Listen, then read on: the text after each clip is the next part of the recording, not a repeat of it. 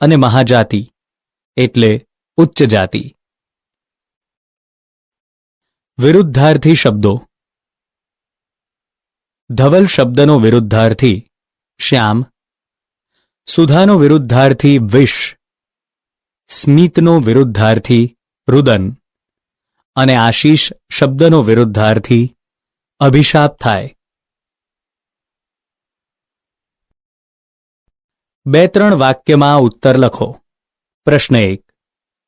સત્યના આયુધની કઈ વિશેષતા છે? ઉત્તર. કવિએ ગાંધીજીના સત્યને આયુધ, શસ્ત્ર કહ્યું છે.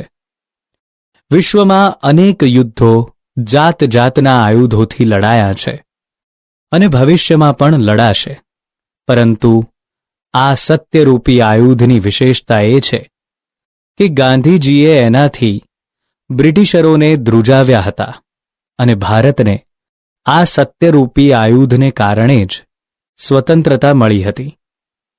વિશ્વના ઇતિહાસમાં આ એક અનોખી ઘટના છે. પ્રશ્ન 2. ગુજરાતી વ્યક્તિના શ્વાસોમાં અને પ્રાણોમાં શું રહેલું છે? ઉત્તર. ગુજરાતી વ્યક્તિના શ્વાસોમાં ચરોતરની મહીસાગર નદીના પાણી વહે છે, એટલે એમનામાં એ પાણીનું ખમીર છે.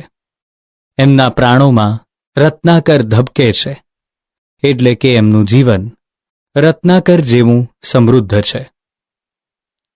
પ્રશ્ન 3. હું સાવજની ત્રાડ એટલે શું? ઉત્તર.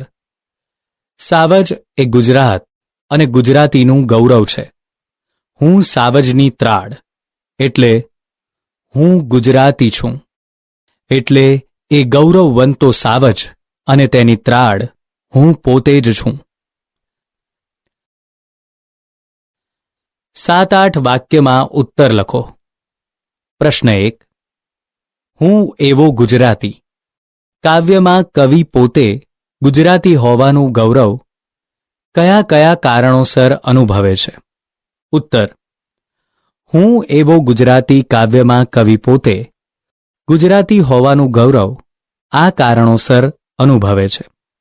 ગુજરાતની ભૂમિ પર નર્મદા તેમજ ચરોતરની મહીસાગર નદીના પાણી છે. એનો દેહ અરવલ્લીનો છે. એના શ્વાસમાં રત્નાકરના ધબકારા સંભળાય છે. આ જ ભૂમિ પર નવરાત્રિનો ગર્ભદીપ જળહળે છે. આ જ ભૂમિ શત્રુંજય પર્વતના શિખરથી શોભે છે. અહીં જ સૂર્ય મંદિરના ગુંજારવ સંભળાય છે. અહીં જ શ્વેત તેજનો ભ્રમર છે.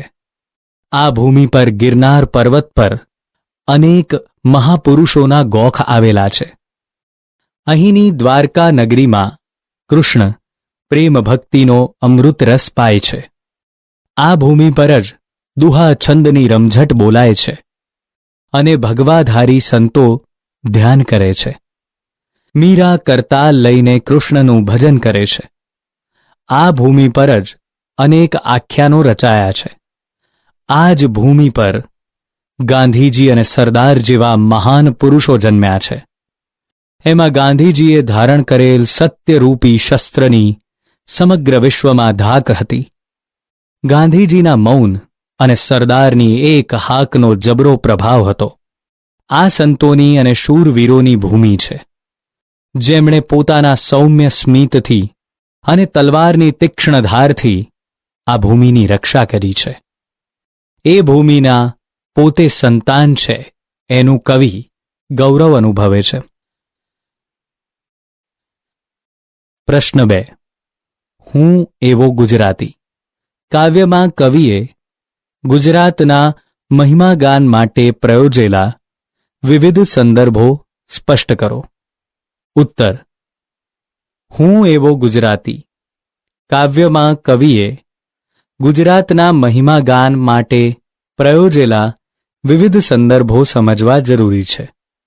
ગુજરાતની ભૂમિનું પ્રાકૃતિક સૌંદર્ય, નર્મદા, મહીસાગર વગેરે નદીઓ, અરવલ્લી, શત્રુંજય, ગિરનાર વગેરે પર્વતો અને રત્નાકરને કારણે ખીલી ઉઠ્યું છે.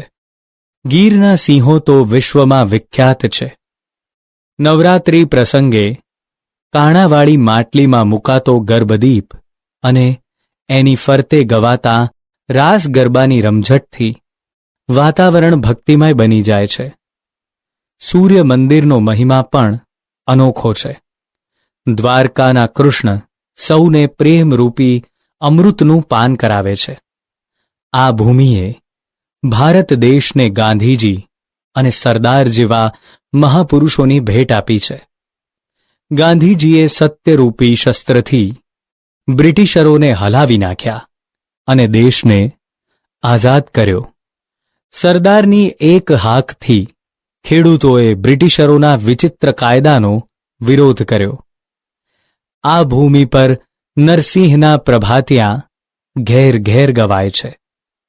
મીરાબાઈનો તાનપુરો, પ્રેમાનંદની માણ જે વગાડતા જાય અને આખ્યાન સંભળાવતા જાય, વિજાણંદનું વાજિંત્ર, પરમાત્માનું એકાગ્રચિત્તે ધ્યાન ધરતા ભગવાધારી સંતો વગેરે ગુજરાતની આધ્યાત્મિક સમૃદ્ધિ છે.